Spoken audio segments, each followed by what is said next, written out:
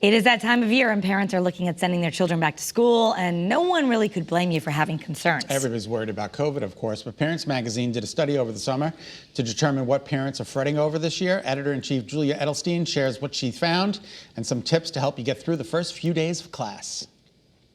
So at Parents Magazine, we did a big survey to find out what families are worried about this year when it comes to back to school. And what we found was actually that kids' emotional health is top of mind. Parents are more concerned about their kids' emotional health than they are about academic catch-up. And when we dug deeper into those worries, the answers were really interesting. One thing we found is that screen time is a top concern. 87% of parents said they are worried about how much screen time their kids have gotten used to over the course of the pandemic, and they're concerned about setting new limits and getting into a new routine that involves less screen time. So our advice when it comes to doing this is do it. It really is important. Kids are getting way too much screen time. We were all kind of off the hook during the pandemic. We needed that screen time for babysitting, but now it's time to set some limits. And one of the best ways to do that is to try to replace the screen time with something else. So rather than just taking it away from your kid, which can result in a battle and will likely at some point have you just give in and give it to them, set up another activity that replaces it. It might mean enrolling your kid in an activity outside the home, like soccer or theater, or a set activity like that. Or it might mean if your kid was using it for socialization, let's say they played video games with friends, setting up a FaceTime session with a friend or an outdoor play date, or socializing with you or a neighbor. Finding something that scratches the same itch but doesn't involve a screen, and being organized about it is going to be really key to getting screen time back into your lives in a healthy way, and letting go of the intensity of the relationship with screen time that many of us have developed over the last few months.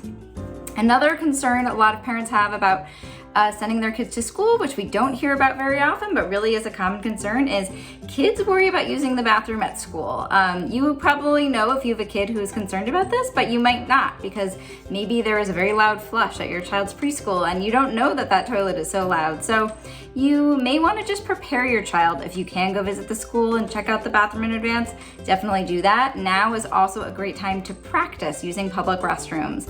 And if you know your kid has a concern about the bathroom, don't be embarrassed. Don't try to hide it. Now's the time to contact their teacher in advance, to tell them about it, and to try to think of workarounds, whether that's, the teacher's taking them to a different bathroom or making sure they have a private time to go. It can feel embarrassing to use a bathroom that's part of a classroom that can feel really public for kids when they have had the luxury of being home for such a long time and not having to deal with that kind of stress. So do what you can to prepare your kids, and know that they will get through it, they'll get used to it, and one day you'll look back and laugh, even though it can be really tough right now. And finally, many families are concerned about separation anxiety. This comes up every school year. It's many children's first real separation from their parents when they go to school, whether that's kindergarten or nursery school.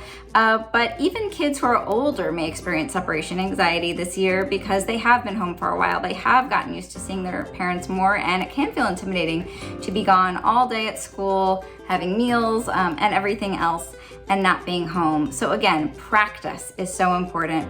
You can practice the drop-off before school starts. Even if you can't go in the building, you can drive by, you can practice getting out, and then you can practice coming home. And you can also practice without going to school. Now is a great time to book a babysitter and have your kids stay with that babysitter while you go out to dinner or on a date or to the movies or wherever it is, and then to come home and to show them that, yes, you can be apart and that mommy and daddy always come back.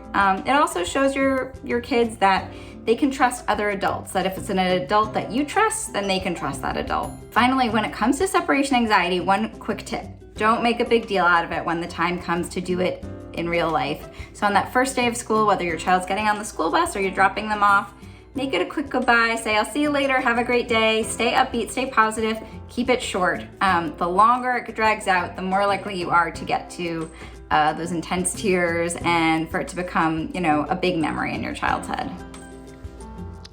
Short and sweet, some good advice.